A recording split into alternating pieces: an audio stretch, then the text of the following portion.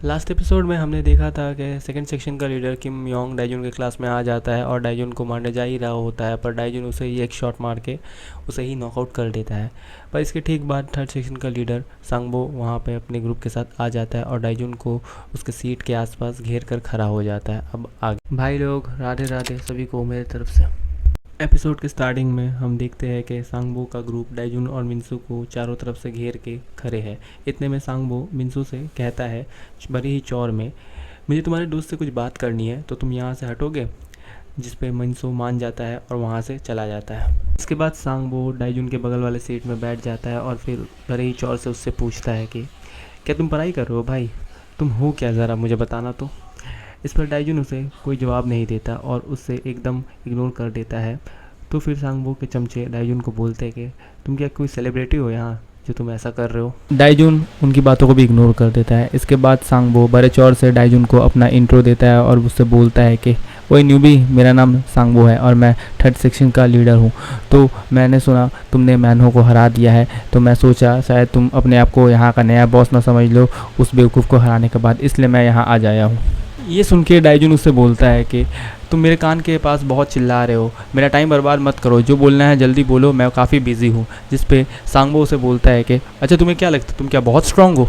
ये सुनने के बाद डाइजुन सांगो को बड़े ही सैवेज रिप्लाई करता है कि यार तुम बहुत कमज़ोर लगते हो मुझे, क्योंकि मैंने आज तक एक स्ट्रांग बंदे को नहीं देखा जो इन जैसे निकम्मों के साथ घूमता है। यार जो भी बोलो, जिस तरह के इसके हाथ चलती है वैसे इसका मुंह भी बहुत ही चलता है। बहुत ही सैवेज रिप्लाई देता है अपना बंदा। ये सुनने के बाद सांगबो उसे जवाब देता है तुम बोलना चाहते हो कि मैं कमज़ोर हूँ और तुम स्ट्रांग हो क्योंकि तुम निकम्मों के साथ नहीं घूमते हो। यार तुम तो काफ़ी दिलचस्प लौंडे लगते हो मुझे। अब हम देखते हैं कि सांगबो डाइजुन को फाइट के लिए चैलेंज कर देता है और उससे वही घिसा पिता डायलॉग देता है कि मैं तुझे स्कूल के बाद देख लूँगा और अपने पीठ में तेल लगा के आना, क्योंकि मैं मैनहो की तरह नहीं हूँ। इतना बोल के वो अपने चमचों के साथ वहाँ से चला जाता है। अब डाइजुन यहाँ बोलता है भाई पहले दिन से ये सब मेरा ऐसे स्वागत क्यों कर रहे हैं, मुझे नहीं लगता कि मैं यहाँ नॉर्मल स्कूल लाइफ जी सकता हूँ। इसके बाद हम देखते हैं कि वो लोमड़ी ग्योरी बोलती है कि ये सांगबो काफ़ी स्ट्रांग है, ये ट्रांसफ़र स्टूडेंट शायद अब खतरे में है। जिस पे जोंगमिंग उसे बोलता है तुम्हें उसकी इतनी चिंता क्यों हो रही है, क्या बात है। जिस पे वो लोमड़ी ग्योरी उसे जवाब देती है यार ऐसा नहीं है, ठीक है। और आगे बोलती है वो लोमड़ी ग्योरी कि मुझे सांगबो पसंद नहीं है और डाइजुन उससे लाख गुना अच्छा है, ठीक है। और आगे फिर वो जोंगमिंग से पूछती है कि तुम्हें क्या सांगबो का पंचिंग बैग बनने का शौक़ है। जिस पे जोंगमिंग उसे कुछ बोलने जा ही रहा होता है कि तभी वो दोनों देखते हैं कि मैनहो कहीं जा रहा होता है। तो जोंगमिंग उससे पूछता है कि तुम कहाँ जा रहे हो। इसके बाद वो लोमड़ी ग्योरी मैनहो से पूछती है कि क्या तुम उस ट्रांसफ़र स्टूडेंट के पास जा रहे हो, पर तुम जा क्यों रहे हो उसके पास। और फिर आगे बोलती है वो लोमड़ी ग्योरी क्या मुझे आना पड़ेगा तुम्हारे साथ। यार जो भी बोलो, इसको तो सिर्फ मौका चाहिए हमारे हीरो से चिपकने का। अब हम देखते हैं मैनहो डाइजुन के पास आता है और उससे बोलता है क्या मैं यहाँ बैठ सकता हूँ। जिस पर डाइजुन उसे मुंह पर मना कर देता है। Emotional damage. पर फिर भी मैनहो बेशर्मों की तरह वहाँ बैठ जाता है और डाइजुन से बोलता है कि मैं कहना तो नहीं चाहता, पर अभी अभी सांगबो ने जो भी कुछ कहा है वो सच है। पर डाइजुन उसकी बात को ना सुनकर उससे फिर बोलता है मैंने तुम्हें यहाँ बैठने से मना किया है। गजब बेइज्जती है। इसके बाद मैनहो उसे आगे बताता है कि सांगबो ना मेरे तरह है ना सेकंड सेक्शन के किम योंग की तरह, वो एक रियल फाइटर है जो बॉक्सिंग करता है। ये सुनने के बाद डाइजुन उसे बोलता है कि मुझे उससे फ़र्क नहीं पड़ता वो क्या करता है और क्या नहीं करता है। इसके बाद हम देखते हैं मैनहो उससे बोलता है कि मैं तुम्हारी मदद करना चाहता हूँ। ये सुनकर मैनहो के सारे दोस्त चौंक जाते हैं और डाइजुन मैनहो से बोलता है तुम और मेरी मदद करना चाहते हो, तुम आखिर चाहते क्या हो। जिस पर मैनहो उसे रिप्लाई करता है मैं तुम्हें सांगबो का लड़ने का तरीका बताऊंगा। जिस पर डाइजुन उसे बोलता है मुझे नहीं जानना, पर मैनहो उसे फिर भी बेशर्मों की तरह उसे बोलने जा रहा होता है। इतने में डाइजुन उससे बोलता है मैंने कहा ना तुम्हें, मुझे इसकी कोई ज़रूरत नहीं है। इसके बाद हम देखते हैं मैनहो बोलता है सांगबो जब मिडिल स्कूल में था तब से बॉक्सिंग कर रहा है, पर उसने कभी कोई कंपटीशन में पार्टिसिपेट नहीं किया क्योंकि उसे कंपटीशन में इंटरेस्ट नहीं है। अब ये सीन यहीं शिफ्ट होता है और हमें सांगबो को दिखाया जाता है कि वो अपने क्लासरूम में है और कुछ स्टूडेंट्स से बोल रहा होता है कि यहाँ 3 पंचिंग बैग्स क्यों है, चौथा वाला पंचिंग बैग कहाँ है। जिस पे एक लड़का उसे जवाब देता है कि चौथा पंचिंग बैग हॉस्पिटल में है। तो सांगबो उसे बोलता है कि क्या वो मेरी वजह से हॉस्पिटल में है। जिस पे वो लड़का उसे बोलता है थोड़ा घबराते हुए नहीं नहीं, वो शायद रास्ते में कहीं गिर पड़ा था। भाई ये कैसा लड़का है, एक तो साला स्टूडेंट लोग को मार मार के हॉस्पिटल पहुँचा देता है, चोट पहुंचाता है, परेशान करता है और बोलता है मेरी गलती नहीं है, एकटो मोरे छोटो लोग आचे हो जाते कोनो ठीक नहीं। इसके बाद सांगबो उनसे बोलता है चलो जब तुम तीनों ही हो सिर्फ यहाँ तो लड़ो मुझसे और मुझे निराश मत करना वरना मैं तुम लोगों को और ज़ोर से मारूंगा। इतना बोलते ही उन लोग के बीच फाइट शुरू हो जाती है। वो तीनों एक एक करके उससे लड़ने जाते हैं पर सांगबो उन्हें हरा देता है और उनसे कहता है कि मैंने तुम लोगों को कहा था कि अगर तुम लोग ठीक से फाइट नहीं करोगे तो तुम लोग को मैं और मारूंगा। और आगे बताता है कि लगता है तुम लोग हॉस्पिटल जाके ही मानोगे और ये सीन यहीं कट होता है। भाई मैं इन लोगों का फाइट ज़्यादा एक्सप्लेन नहीं करूँगा, ठीक है, हमारा हीरो जब इससे लड़ेगा तब मैं इसका फाइट को एक्सप्लेन करूँगा। और हमें कैफेटेरिया का सीन दिखाया जाता है जहाँ सब डाइजुन को देखकर एक दूसरे से बोल रहे होते हैं कि ये वही ट्रांसफर स्टूडेंट है कि जिसने आज जो किया ब्ला ब्ला फलाना ढिमकाना, तुम्हें तो पता ही क्या हुआ था प्रीवियस एपिसोड्स में, ठीक है। इसके बाद हम देखते हैं कि डाइजुन अपना लंच लेकर खाने बैठता है और दूसरे क्लास की लड़कियाँ उसे देखकर बोल रही होती है oh my God what a handsome boy. कुछ लड़के आपस में बात कर रहे होते हैं कि इस ट्रांसफर स्टूडेंट ने मैनो और किम योंग को हरा दिया और अब ये सांगबो से लड़ेगा। इतने में हमारी लोमड़ी ग्योरी डाइजुन के पास आ जाती है और उससे बोलती है कि तुम अकेले क्यों खा रहे हो, चलो साथ में खाते हैं। और फिर आगे फिर डाइजुन से बोलती है तुम्हें मेरा नाम पता है। बेचारा मिन्सो, उसे सब ऐसे इग्नोर कर रहे हैं मानो वो कुछ है ही नहीं यहाँ। मिन्सो bro I can feel how are you feeling right now. इसके बाद हम देखते हैं वो लोमड़ी के साथ साथ मैनो का पूरा ग्रुप भी डाइजुन के साथ लंच करने आ जाते हैं और डाइजुन उन सभी को से पूछता है कि तुम लोग यहाँ क्या कर रहे हो। अब हमें दो लड़के को दिखाया जाता है जो कि डाइजुन के बारे में ही बात कर रहे होते हैं। इसमें से एक 8 सेक्शन का लीडर होता है और इसका नाम है क्वैक डोसिक। भाई नाम है या कोई मुंह से थूक फेंकने का समय साउंड करता है वो है। खैर जो भी है स्टोरी कंटिन्यू करते हैं वरना इनके नाम के चक्कर में मैं कहीं अपना नाम ना भूल जाऊँ। हाँ पता है बड़ा ही लेम जोक था, अब कमेंट सेक्शन में फूल मत बरसाने लगना इसके वजह से। चलो स्टोरी को कंटिन्यू करते हैं। अब हम देखते हैं कि मैनो डाइजुन को बोलता है कि तुम अच्छे से खाना खाओ क्योंकि सांगबो को हराना आसान नहीं होगा। जिस पर डाइजुन उससे बोलता है कि तुम्हें मुझे बोलने की ज़रूरत नहीं है कि मुझे क्या करना है और क्या नहीं करना है, ठीक है। और वैसे तुमने कहा था कि तुमने सांगबो को हराया था तो तुम्हारी उससे फट क्यों रही है इतनी, और तुम मेरी मदद करना क्यों चाहते हो। जिसमें मैनो उसे जवाब देता है और हमें फ्लैशबैक में क्या हुआ था सांगबो और मैनो के फाइट में वो दिखाया जाता है। मैनो बोलता है डाइजुन से कि सांगबो एक आउटबॉक्सर है और वो उस दिन खुले एरिया का अच्छा सा एडवांटेज उठा रहा था। वो मेरे सारे अटैक्स को डॉज कर रहा था और मुझे काउंटर पे काउंटर किए जा रहा था। मुझे जब लगा कि मैं अब यहाँ से नहीं जीत सकता तो मैंने उसे जैसे तैसे करके दीवार की तरफ ठेल कर लगा दिया और फिर ये सीन प्रेजेंट में शिफ्ट होता है। ये सुनने के बाद डाइजुन उससे बोलता है तुमने कहीं वो तो नहीं किया, बोलो तुमने कहीं वो तो नहीं किया। जिस पे मैनो उसे जवाब देता है मैंने वही किया और इस तरह मैं उससे जीत गया। हाँ भाई तुम लोग भी सही समझ रहे हो मैनो ने क्या किया होगा और सांगबो भाई हम लोग तुम्हारा दर्द समझ सकते हैं। इसके बाद हम देखते हैं मैनो बड़े ही गर्व से डाइजुन से बोलता है कि मुझे कोई शर्म नहीं है मैंने जो किया उस दिन और मैं उससे जीत गया। भाई कैसा बेशरम आदमी है भाई, वहाँ मार दिया, समझ रहे हो भाई, आदमी जान से मर जाएगा।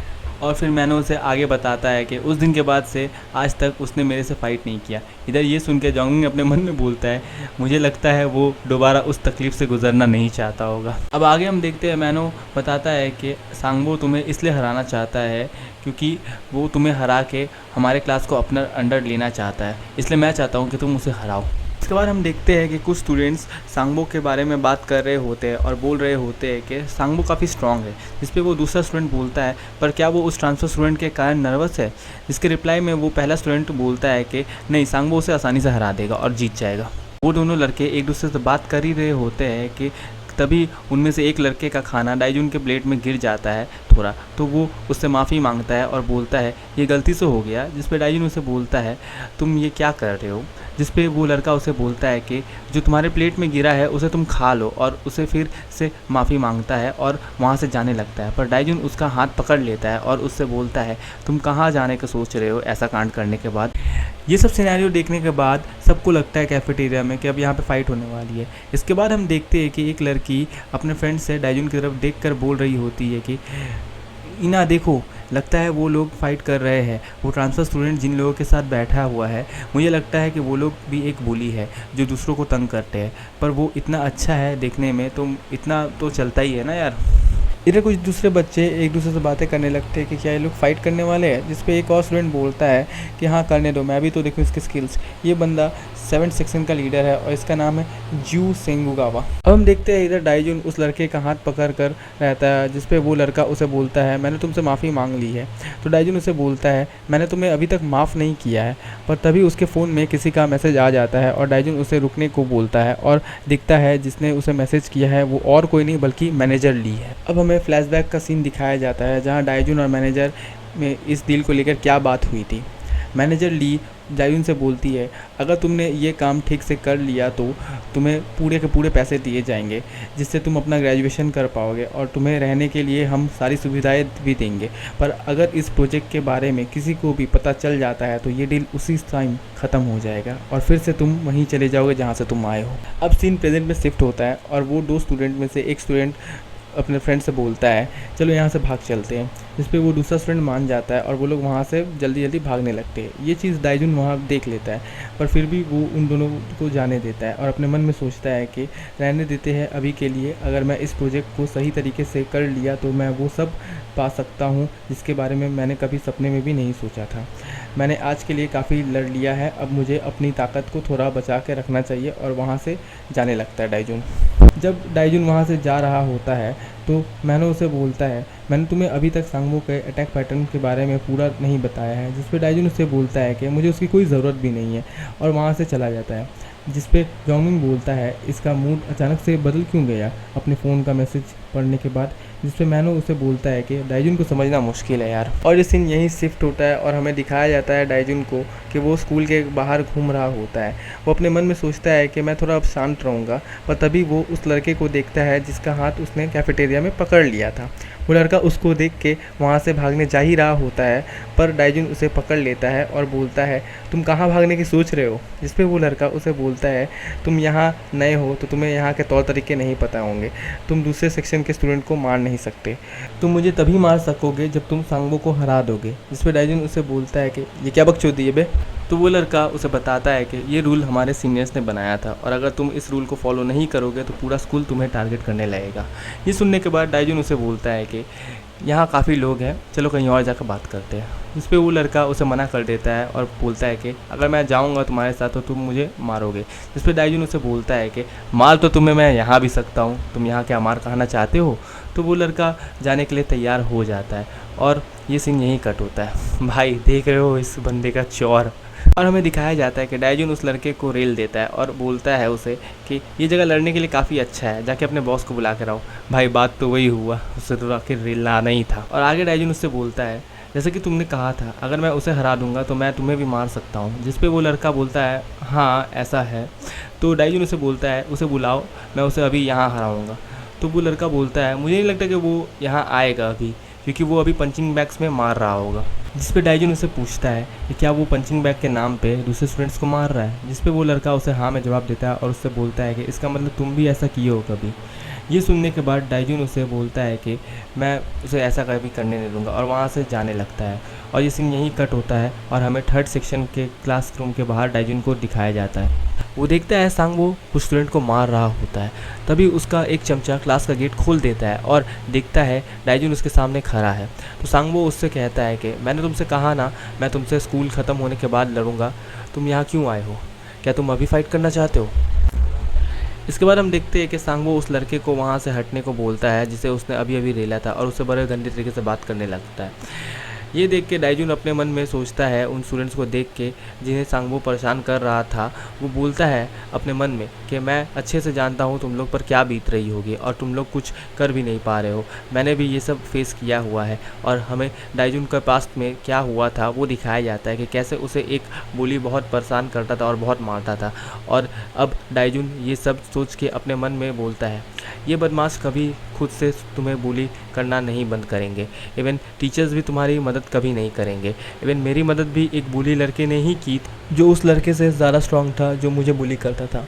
उसके एक बात बोलने से मुझे उन लोगों ने फिर कभी परेशान नहीं किया और उस दिन मैं समझ गया कि इन बुली करने वाले बंदों को एक स्ट्रांग बुली ही सुधार सकता है और मैं आज ऐसा कर सकता हूँ। और ये सीन प्रेजेंट में शिफ्ट होता है और डाइजुन बोलता है सांगवो को खुद को ताकतवर मत समझो, इन कमज़ोर लौंडों को मार के लड़ना है तो मुझ जैसे स्ट्रांग बंदे से लड़ो। जिस पे सांगवो उसे जवाब देता है कि क्या तुम अपनी बात कर रहे हो।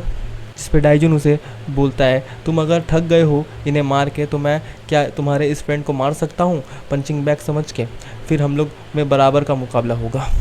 ये सुनने के बाद उस पंडे की फट के चार हो जाती है और वो डाइजुन को बोलता है, मैं और तुम्हारा पंचिंग बैग, क्या तुम पागल हो गए हो? जिस पे डाइजुन उसे बोलता है, हाँ तुम काफ़ी बड़े हो तो तुम्हें मारना ही सही रहेगा।